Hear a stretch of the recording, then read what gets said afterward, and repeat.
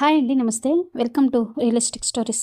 నేను ఇప్పుడు మీకు చెప్పబోయే స్టోరీ వచ్చేసి 'నువ్వు వెళ్ళిపోయాక' ఎపిసోడ్ నెంబర్ 9 అండి. ఈ పెళ్లి గురించి విక్రమ్‌ను అసలు ఇబ్బంది పెట్టొద్దంటే నేనిక బయలుదేరతాను అంటుంది సత్య బాధపడుతూ. సత్య అలా బాధపడడం చూసిన సుధా తట్టుకోలేక, సత్య, విక్రమ్‌కు నువ్వంటే ఇష్టమే. వచ్చిన దగ్గర నుంచి వీలు దొరికినప్పుడల్లా నీ గురించే మాట్లాడుతూ ఉండేవాడు. నువ్వు వాడిని తప్పుగా అర్థం చేసుకోకు. వాడు చాలా మంచివాడు. వాడి వల్ల ఎదుటి వ్యక్తి బాధపడకూడదు అనుకునే మనస్తత్వం. విక్రమ్ గురించి నీకు పూర్తిగా తెలియదు అంటూ విక్రమ్‌ను, ఇందూను ప్రేమించిన సంగతి అంతా వివరంగా చెప్తుంది. మరి ఇంత జరిగినప్పుడు ఎందుకు ఆంటీ మళ్ళీ ఇక్కడే ఉండాలి అనుకుంటున్నాడు విక్రమ్ అని అడుగుతుంది సత్య. అదే నాకు అర్థం కావట్లేదు సత్య. ఆదిత్య చెప్పాడు అని బొటిక్కు కావలసిన మెటీరియల్ తీసుకుని వచ్చాడు. కానీ అప్పటి నుంచి ఏదో కోల్పోయిన వాడిలా ఆలోచిస్తూ ఒంటరిగానే ఉంటున్నాడు. నాతో కూడా ఎక్కువ మాట్లాడట్లేదు అంటూ బాధపడుతుంది సుధా. సరే ఆంటీ, చెప్పారు కదా, నేను విక్రమ్‌తో మాట్లాడతాను. కానీ మా పెళ్ళి డిస్కషన్ మాత్రం మీరు తీసుకురావద్దు అంటుంది సత్య. అయితే ఇప్పుడే వెళ్ళిపోవు కదా, ఉంటావా సాయంత్రం వరకు అంటుంది సుధా. ఓకే అత్తయ్య, ఉంటాను. అక్క బావ ఈరోజే ఇంటికి వచ్చారు. బావగారు ఉన్నారు ఫ్యాక్టరీ దగ్గర. అందుకే నేను విక్రమ్ కోసం వచ్చాను. ఒకసారి మాట్లాడితే నా కోసమైనా సిటీకి వచ్చేస్తాడు అనుకున్నా. కానీ ఇక్కడ సాల్వ్ చేయాల్సిన ప్రాబ్లమ్స్ చాలానే ఉన్నాయని అర్థమైంది కదా. ఈ పరిస్థితుల్లో తనను రమ్మనడం బాగోదు. ఈవినింగ్ వరకు ఉండి నేను బయలుదేరతాను అంటుంది సత్య. చాలా సంతోషంగా ఉంది సత్య. చెప్పగానే వాడి పరిస్థితిని అర్థం చేసుకున్నావు. అలాగే ఏదో ఒకటి చేసి వాడి మనసును కూడా మార్చు. నీకు ఏమిష్టమో చెప్పు, అన్నీ నీకు నచ్చిన వంటలే చేసి పెడతాను అంటుంది సుధా. నాకు స్పెషల్గా ఏమీ చేయొద్దంటే మీరు ఏం చేస్తే అదే తింటాను అంటుంది సత్య. మొదటిసారిగా మా ఇంటికి వచ్చావు.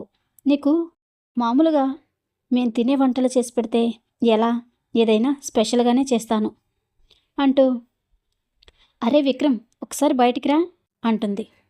ఏంటి మమ్మీ, ఎందుకు పిలుస్తున్నావు అంటాడు విక్రమ్. సత్య మొదటిసారి మన ఇంటికి వచ్చింది కదా, లంచ్కి ఏదో ఒకటి చేసి పెట్టాలి. వెళ్ళి చికెను ఫ్రాన్స్ తీసుకురాపో అంటుంది సుధా. తను ఫ్రాన్స్ తినదు, ఫిష్ తీసుకొస్తానులే. మంచిగా చేపల పులుసు చేసి చికెన్ ఫ్రై చేయి.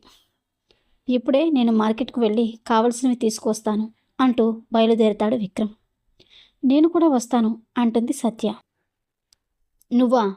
నేను వెళ్ళేది షాపింగ్ మాల్కి కాదు, బస్తీలో ఉండే ఫిష్ మార్కెట్కి. ఆ కంపు, ఆ జనాలు నువ్వు భరించలేవు అంటాడు విక్రమ్.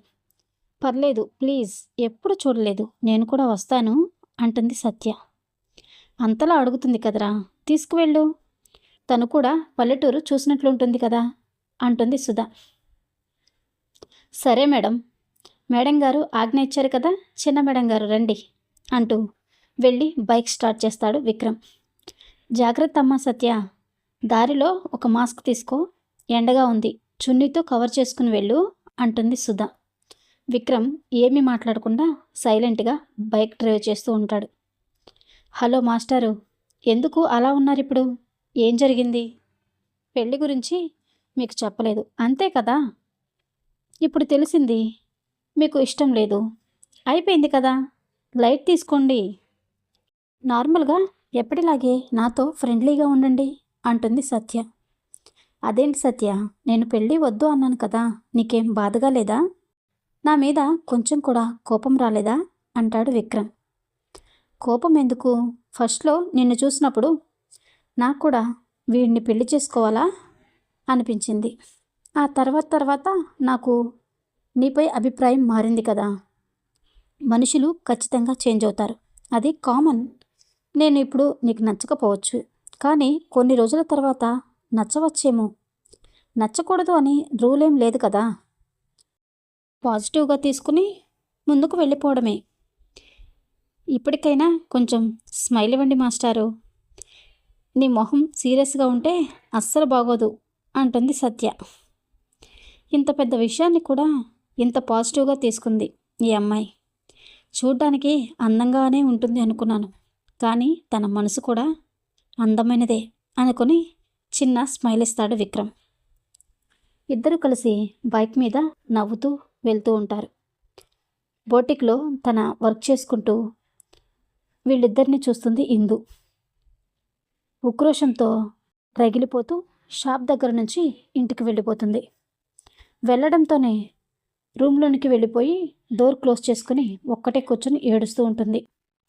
నాతో ప్రేమగా ఉంటాను అనే మాట ఇచ్చి విక్రమ్ ఆ అమ్మాయితో కలిసి తిరుగుతున్నాడు. విక్రమ్ నాకే దక్కాలి, విక్రమ్ నన్నే ఇష్టపడాలి, నాతోనే తిరగాలి, నాతోనే నవ్వాలి. విక్రమ్ కోసం నేను ఏం చేయడానికైనా సిద్ధమే. ముందు ఆ సత్య అడ్డు తొలగించుకోవాలి. అసలు ఎందుకు వచ్చింది ఇక్కడికి? ఆ విషయం తెలుసుకుని వెంటనే ఇక్కడి నుంచి పంపించేయాలి అనుకుంటుంది ఇందు. ఫస్ట్ అత్తయ్య గారితో మాట్లాడితే అసలు విషయం తెలుస్తుంది అనుకుని కిచెన్లో ఉన్న సుధ దగ్గరకు వెళ్తుంది. ఇందు రావడం గమనించిన సుధ, ఏంటి ఇంకా భోజనం టైం అవ్వలేదు కదా మేడం గారు, ఇప్పుడే ఇంటికి వచ్చేశారు, బొటిక్కి ఏమైంది అంటుంది. నేను లంచ్కి రాలేదు అత్తయ్య, కొత్తగా స్టార్ట్ చేశాను కదా, కస్టమర్స్ ఎవరూ లేరు, ఒక్కదాన్నే ఎందుకు ఖాళీగా కూర్చోవడం అని వచ్చేసాను. వచ్చేటప్పటికి మీరు ఒక్కటే కిచెన్లో కష్టపడుతున్నారు కదా, మీకు ఏమైనా హెల్ప్ చేద్దామా అని అడుగుదామని వచ్చాను అంటుంది. అవునా, ఈరోజెందుకు నా మీద అంత జాలి? ఇప్పటి వరకు రోజు నేనే కదా ఈ పనులన్నీ చేసుకునేది, మీరు వెళ్ళి రెస్ట్ తీసుకోండి అంటుంది సుధా చిరాగ్గా. లేదు అత్తయ్య, నేను ఈరోజుకి వంటలన్నీ నేనే చేస్తాను అంటుంది ఇందు. నువ్వు చెయ్యాలనుకుంటే రేపు చెయ్యి, కానీ ఈరోజు మనతో పాటు సత్య కూడా ఉంది కదా, మళ్ళీ ఈ వంటలన్నీ చెడగొట్టావంటే చాలా అసహ్యంగా ఉంటుంది అంటుంది సుధా. ఇంతలో మార్కెట్కు వెళ్ళిన విక్రమ్ సత్యలు సరదాగా నవ్వుకుంటూ ఇంటికి చేరుకుంటారు. సత్య అలా సంతోషంగా ఉండడం ఇందు అస్సలు చూడలేకపోతుంది. కోపంతో ఉడుకెక్కిపోతూ ఉంటుంది శరీరం అంతా. సుధ మాత్రం ఇద్దరిని చూసి, ఈడు జోడు చాలా బాగుంది, నా విక్రమ్కి సరైన జోడి సత్యానే అనుకుంటూ ఉడికిపోతూ ఉన్న ఇందును చూసి, అక్కడే ఆగండి, ఇద్దరూ మొదటిసారిగా కలిసి బయటకు వెళ్ళారు, ఏ కళ్ళు పడ్డాయో ఏంటో అంటూ దిష్టి తీయడానికి రెడీ అయిపోతుంది. ఇప్పుడు ఎందుకమ్మా, ముందు వంట చెయ్యి, చాలా ఆకలేస్తుంది అంటాడు విక్రమ్. సరేరా, అరగంటలో అన్నీ రెడీ చేసి పిలుస్తాను, మీరు వెళ్ళి రెస్ట్ తీసుకోండి అంటుంది సుధా. అమ్మా సత్య, విక్రమ్ రూమ్కి వెళ్ళి కాసేపు రెస్ట్ తీసుకో, అసలే ఎండలో వెళ్ళొచ్చావు, ముఖమంతా కందిపోయింది, వెళ్ళి ఏసీ ఆన్ చేసుకోపో అంటుంది సుధా. వెంటనే ఇందు కంగారు పడుతూ, విక్రమ్ రూమ్కి ఎందుకు అత్తయ్య, సత్య నా రూమ్లో రెస్ట్ తీసుకుంటుందిలే, పైగా విక్రమ్ బ్యాచిలర్ కదా, తన రూమ్ అంతా నీట్గా ఉండదు, నా రూమ్ అయితే కంఫర్ట్గా ఉంటుంది అంటుంది ఇందు. ఏమీ అవసరం లేదు, బ్యాచిలర్ అయితే వాడేమన్నా హాస్టల్లో ఉంటున్నాడా ఏంటి, నేను రోజు వాడి రూమ్ను క్లీన్ చేసి పెడతాను, నువ్వు వెళ్ళు సత్య అంటుంది సుధా.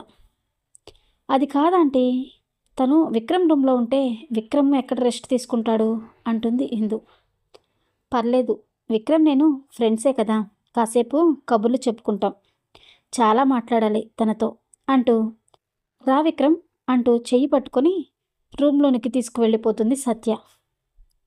వాళ్ళిద్దరూ ఏదో కాసేపు మాట్లాడుకుంటారులే, నువ్వెందుకు మాటి మాటికి మధ్యలో దూరిపోతున్నావు అంటుంది సుధా కోపంగా.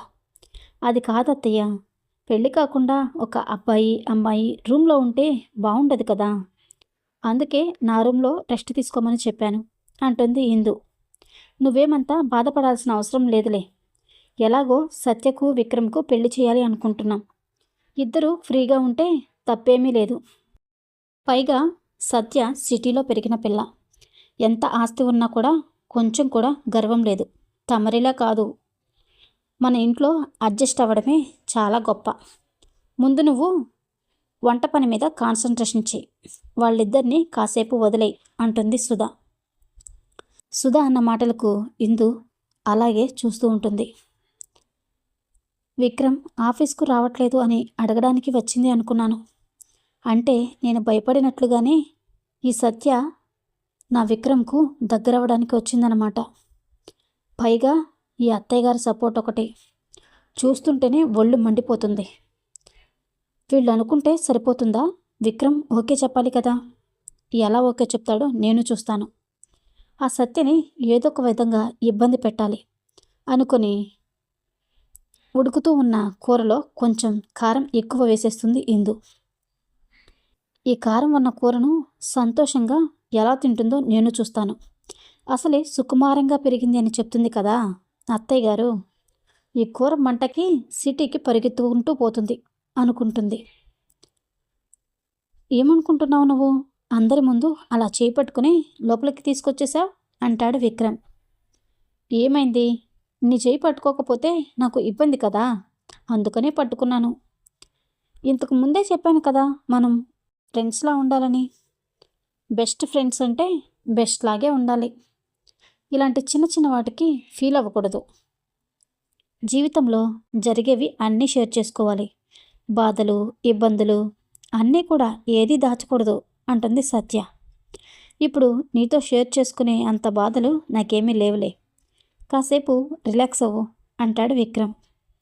నేనేం రిలాక్స్ అవ్వడానికి రాలేదు, కబుర్లు చెప్పుకుందాం సరదాగా అంటుంది సత్య.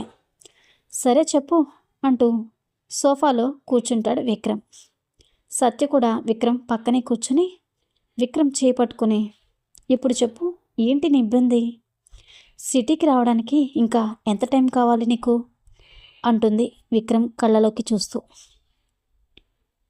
నాకు కొంచెం అంటే ఎంత టైము చెప్పలేను, కానీ టైం కావాలి అంటాడు విక్రమ్ తడబడుతూ. నేను ఇంత ఫ్రీగా మాట్లాడుతుంటే నువ్వెందుకు అలా తడబడుతున్నావు అంటుంది సత్య. విక్రమ్ సత్య కళ్ళనే చూస్తూ ఉంటాడు. అలాంటిదేమీ లేదు, నీ కళ్ళు చూస్తే అలాగే చూస్తూ ఉండాలనిపిస్తుంది. నువ్వు మాట్లాడకముందే ఆ కళ్ళే నాతో మాట్లాడినట్లుగా అనిపిస్తాయి. ఇప్పుడు కూడా నాతో ఏదో చెప్పాలి అన్నట్లుగా ఆశగా నా వైపు చూస్తున్నాయి. నువ్వు పెళ్లి చేసుకునేవాడు చాలా అదృష్టవంతుడు సత్య. ఈ కళ్ళను చూస్తూ జీవితాంతం బతికేయచ్చు అంటాడు విక్రమ్. ఆ అదృష్టాన్ని నువ్వు వద్దు అనుకుంటున్నావు కదా అంటుంది సత్య. నీకు తెలియదు సత్య, నేను చక్కదిద్దాల్సిన పనులు ఇక్కడ చాలా ఉన్నాయి. అది కాకుండా మీకు ఇల్లరికం వచ్చే అల్లుడు కావాలి. మీ ఫ్యాక్టరీని చూసుకుంటూ మీ దగ్గరే ఉండాలి. అలా నేను ఉండలేను. జీవితాంతం మా అమ్మ, నాన్న, అన్నయ్యలతో నేను కలిసి ఉండాలి అనుకుంటున్నాను. అమ్మ, నాన్న, మా 10 ఎకరాల పొలం చాలు నాకు. ఈ సిటీలో ఉండి మిషన్లా పనిచేస్తూ అందరికీ దూరంగా ఉండి డబ్బే ముఖ్యమని డబ్బు వెనకాల పరిగెత్తడం నాకు ఇష్టం ఉండదు. అన్నయ్య వచ్చాక ఇక్కడ ఏదో చిన్న ఫైనాన్స్ కంపెనీ పెడతాను అంటున్నాడు. అన్నయ్యకు సహాయంగా అమ్మ నాన్నలను చూసుకుంటూ ఇక్కడే ఉండిపోవాలి. అన్నయ్య జీవితాన్ని సరిదిద్దాలి. నీ రేంజ్కి నేను సరిపోను. మీ ఫ్యాక్టరీని మెయింటైన్ చేస్తూ మిమ్మల్ని రోజు ఏసీ కారులో షాపింగ్ మాల్స్కి తిప్పేవాడు ఎవడో ఒకడు ఉంటాడు. టైం వచ్చినప్పుడు అతనే మీ ముందుకు వస్తాడులేండి అంటాడు విక్రమ్. అంటే నువ్వు నాతో ఉన్నప్పుడు సంతోషంగా లేవా? నాపై ఎలాంటి ఇష్టము, అభిమానము ఏమీ లేవా నీకు అంటుంది సత్య. ఎందుకు లేదు, మీరంటే నాకు చాలా అభిమానం ఉంది. మీరొక dare and dashing independent lady. ఒక చేత్తో ఫ్యాక్టరీని నడిపిస్తూ కంటి చూపుతోనే అందరినీ కంట్రోల్లో పెడతారు. నా దృష్టిలో మీరు చాలా ఎత్తులో ఉన్నారు. మీలాంటి తెలివైన అందమైన అమ్మాయిలకు మాలాంటి మిడిల్ క్లాస్ అబ్బాయిలు అస్సలు సెట్ అవ్వరు. నేను ఈ పల్లెటూరులోనే ఉండి ఏ ఎల్లమ్మనో పుల్లమ్మనో చూసుకుంటాను. అలాంటి వాళ్ళే నాకు సెట్ అవుతారు అంటాడు విక్రమ్. అవునా, అయితే ఇక్కడే ఏ ఎల్లమ్మనో పుల్లమ్మనో చూసి పెళ్లి చేసుకుంటావన్నమాట. మరి నాకేంటి నీ ముఖంలో నాపై ఇష్టం కనిపిస్తుంది అంటుంది సత్య. ఇంతలో సుధా భోజనం రెడీ అయింది సత్య, రండి భోంచేద్దాం అని పిలుస్తూ ఉంటుంది. సత్య పైకి లేచి, సీరియస్గా చెప్తున్నాను విక్రమ్, ఒకటి గుర్తుపెట్టుకో. పెళ్ళి అనగానే వద్దు అని చెప్పేశావు. నేనంటే నీకు ఇష్టం లేదేమోనని నిన్ను ఇబ్బంది పెట్టడం ఇష్టం లేక సైలెంట్గా ఉండిపోయాను. నీకు నేనంటే ఇష్టం ఉంది, నాకు తెలుస్తుంది. ఇప్పుడు నిన్ను నాకు వదులుకోవాలని లేదు. ఆ దేవుడు మనిద్దరికీ రాసిపెట్టాడు. అందుకే నువ్వు నా పక్కకు రాగానే నాకున్న బలహీనత, అనారోగ్యం కూడా దూరమైపోయింది. నీకు నేనే కరెక్ట్ పర్సన్ని అంటూ విక్రమ్ నుదుటిపైన ముద్దు పెట్టి, ఇప్పటి నుంచి నేనే నీ పెళ్ళాన్ని, ఎల్లమ్మ పుల్లమ్మ అంటూ ఊరిలో ఖాళీగా తిరిగే వాళ్ళని సైట్ కొడుతూ తిరిగావనుకో చంపేస్తా అంటూ అక్కడి నుంచి వెళ్ళిపోతుంది. సత్య పెట్టిన ముద్దుకు విక్రమ్కు శరీరం అంతా పొలకిస్తుంది. మనసులో తెలియని అలజడి మొదలవుతుంది. అక్కడే కూర్చొని సత్య ముద్దును ఫీల్ అవుతూ ఉంటాడు. ఒక్కదానివే వచ్చావు, విక్రమ్ ఎక్కడా అంటుంది సుధా. వస్తున్నాడా కాలేదో వచ్చినట్లుంది అంటుంది సత్య. సరే నీకు వడ్డించైనా వాడు వచ్చేలోపు అంటుంది. లేదు లేదు, తను కూడా వచ్చాక అందరం కలిసి తిందాం, వెయిట్ చేస్తాను పర్లేదు అంటుంది సత్య. విక్రమ్ను నేను తీసుకొస్తాను అంటూ విక్రమ్ రూమ్ దగ్గరకు వెళ్తుంది ఇందు. విక్రమ్ అలాగే చూస్తూ ఆలోచిస్తూ ఉంటాడు. ఇందు విక్రమ్ దగ్గరకు వెళ్ళి, రా విక్రమ్ అందరం కలిసి భోంచేద్దాం అంటుంది. విక్రమ్ ఏమీ మాట్లాడకుండా గాల్లోకే చూస్తూ ఉంటాడు. ఇందు గట్టిగా, విక్రమ్ ఏం ఆలోచిస్తున్నావు, రా భోజనానికి అంటుంది. వస్తున్నాను అంటూ డైనింగ్ టేబుల్ దగ్గరకు వస్తాడు విక్రమ్. ఇక్కడ కూర్చో అని తన పక్కనే ఉన్న చైర్ను చూపిస్తుంది సత్య. ఏంటి ఇందు అలా చూస్తున్నావు, వడ్డించు అందరికీ అంటుంది సుధా. అందరికీ నార్మల్ కర్రీ వడ్డించి సత్యకు మాత్రం కారంగా ఉన్న కూరను వడ్డిస్తుంది ఇందు. సత్య ఒక్క ముద్ద పెట్టుకోగానే నోరంతా కారంతో మండిపోతూ ఉంటుంది. వెంటనే గ్లాస్ తీసుకుని వాటర్ ఇస్తాడు విక్రమ్. అయినా కానీ సత్యకు నోరంతా మండిపోతూ ఉంటుంది. ముఖమంతా ఎర్రపడిపోయి కళ్ళలో నుంచి నీళ్లు వచ్చేస్తూ ఉంటాయి. మంటతో విలవిలలాడిపోతూ ఉంటుంది సత్య. విక్రమ్ వేగంగా వెళ్ళి ఫ్రిడ్జ్లో ఉన్న ఐస్ క్రీమ్ని తీసుకొచ్చి సత్యకు కొంచెం కొంచెంగా తినిపిస్తూ ఉంటాడు. ఇంకొంచెం తిను, పర్లేదా ఇప్పుడు, ఎలా ఉంది అంటాడు కంగారు పడుతూ. ఇందు అసూయతో సత్య వంక అలాగే చూస్తూ ఉంటుంది. నాతోనే పెట్టుకుంటావా, నువ్వు విక్రమ్ని ఇష్టపడుతున్నావు అని డౌట్ వస్తేనే ఇలా చేశాను. అదే నిజమైతే నిన్ను ఏం చేస్తానో నాకే తెలీదు అనుకుంటుంది తన మనసులో. ఇదేంట్రా కర్రీ అంతా కారంగా లేదు కదా, ఏమైంది సత్యకి అంటుంది సుధా. తెలియదు మమ్మీ, ఒకసారి చూద్దాముండు అని సత్య దగ్గర ఉన్న ప్లేట్ తీసుకొని ఒక స్పూన్ టేస్ట్ చేస్తాడు విక్రమ్. నిజమే మమ్మీ, చాలా కారంగా ఉంది, నేనే తట్టుకోలేకపోతున్నాను అంటూ వెంటనే గ్లాస్ తీసుకుని వాటర్ తాగేస్తాడు విక్రమ్. అదేంటి నీ ప్లేట్లోనే ఎందుకు అంత కారం ఉంది అని ఇందు వైపు చూస్తుంది సుధా. లేదత్తయ్య గారు, నాకేం తెలియదు, అదేంటి నా వైపు చూస్తున్నారు మీరు అంటుంది ఇందు. సర్లే మమ్మీ, ఇప్పుడెందుకు గొడవ, ఇంకో ప్లేట్ ఇవ్వు తనకి అని ఆ ప్లేట్ తీసి పక్కన పెట్టేస్తాడు విక్రమ్. ఇంకా నా వల్ల కాదు, నేను అస్సలు తినలేను అంటుంది సత్య. అదేంటి ఏమీ తినలేదు కదా, కొంచెం తిను అంటాడు విక్రమ్. నా వల్ల కాదు విక్రమ్, చాలా మంటగా ఉంది, పైగా ఆ ఫిష్లో ముళ్ళు కూడా చాలా ఎక్కువ ఉన్నాయి, నాకు తీసుకోవడం రాదు అంటుంది సత్య. సర్లే, నీకు కారం అనిపించకుండా నేను పెడతానులే, కనీసం ఒక 2 స్పూన్లైనా తిను అంటూ తన ప్లేట్లో ఉన్న భోజనాన్ని కలిపి సత్యకు తినిపిస్తూ ఉంటాడు విక్రమ్. ఇంకో ప్లేట్ ఉంది కదా, తను తింటుందిలే అంటుంది ఇందు. నీకెందుకు, సైలెంట్గా నీ భోజనం నువ్వు చెయ్యి, ఈ భోజనం అయ్యాక ఒకసారి కనిపించు, ఆ కూరలో కారం ఎలా వచ్చిందో నాకు ఈరోజు తెలియాలి అంటుంది సుధా కోపంగా. విక్రమ్ కొసరి కొసరి సత్యకు తినిపిస్తూ ఉంటాడు. మంటగా అనిపిస్తే చెప్పు, మధ్య మధ్యలో కొంచెం ఐస్ క్రీమ్ తిను, కొంచెం రిలీఫ్గా ఉంటుంది అంటాడు విక్రమ్. పర్లేదులే, నువ్వు తినిపిస్తున్నావు కదా, ఐస్ క్రీమ్తో పనిలేదులే, బాగుంది అంటుంది సత్య. ఇద్దరిని అలా చూడలేక ఉక్రోషంతో ఇందు భోజనం దగ్గర నుంచి లేచి వేగంగా వెళ్ళిపోతుంది.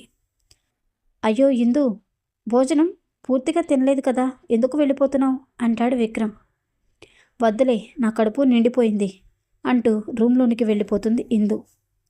తను వెళ్తే నీకెందుకురా ఇబ్బంది, నువ్వు తినిపించు సత్యకు అంటుంది సుధా. మిగిలిన భాగం తర్వాతి ఎపిసోడ్లో చూద్దామండి. విక్రమ్ ఏ నిర్ణయం తీసుకోబోతున్నాడు? ఇందు సత్య విక్రమ్లను దూరం చేయగలదా? ఈ స్టోరీ కనుక మీకు నచ్చినట్లయితే ప్లీజ్ లైక్ చేయండి, షేర్ చేయండి, సబ్స్క్రైబ్ చేసుకోవడం మర్చిపోకండి. Thank you.